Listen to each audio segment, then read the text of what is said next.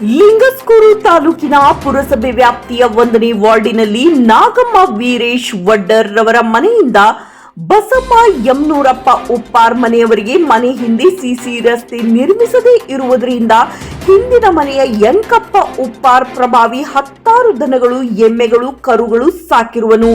ದನಕರುಗಳು ಮೂತ್ರ ಮತ್ತು ಸಗಣಿ ಹರಿಬಿಟ್ಟಿರುವುದರಿಂದ ತಗ್ಗುದಿನಿ ಪ್ರದೇಶಗಳಲ್ಲಿ ನಿಂತು ಅದರೊಂದಿಗೆ ಎಲ್ಲಾ ಮನೆಗಳ ಬಚ್ಚಲು ನೀರು ಸೇರಿ ನಿಂತು ದುರ್ವಾಸನೆಯಿಂದ ಕೂಡಿದೆ.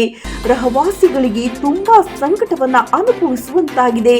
ರಸ್ತೆ ಮತ್ತು ಚರಂಡಿ ವ್ಯವಸ್ಥೆ ಕಲ್ಪಿಸಿಕೊಡುವಂತೆ ವಾರ್ಡಿನ ನಾಗರಿಕರು ಸೇರಿ ಸಹಿಗಳೊಂದಿಗೆ ಪುರಸಭೆ ಮುಖ್ಯಾಧಿಕಾರಿಗಳಿಗೆ ಹಲವು ಬಾರಿ ಮನವಿ ಪತ್ರಗಳನ್ನು ಸಲ್ಲಿಸಿದ್ದರೂ ಪ್ರಯೋಜನವಾಗಿಲ್ಲ.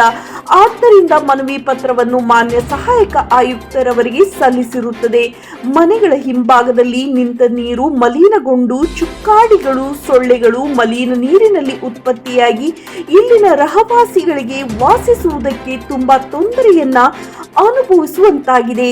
ಸುಮಾರು ದಿನಗಳಿಂದಲೂ ಮಲೇರಿಯಾ, ಟೈಫಾಯ್ಡ್, ನಿಮೋನಿಯಾ, ಡೆಂಗು ಜ್ವರ ರೋಗಗಳಿಂದ ಇಲ್ಲಿನ ಮನೆಗಳಲ್ಲಿ ರೋಗಿಗಳ ಸಂಖ್ಯೆ ಹೆಚ್ಚಾಗುತ್ತಲಿದೆ. 10 ಎಮ್ಮೆಗಳ ಮೂತ್ರ, ಸಗಣಿ, ಕಸ ಮಲಿನ ನೀರಿನಲ್ಲಿ ಹರಬಿಡುತ್ತಿದ್ದಾರೆ. ಇದನ್ನು ತಡೆಯುವಂತೆ ಹೇಳಿದರೆ ಜಗಳಕ್ಕೆ ಕಾರಣ.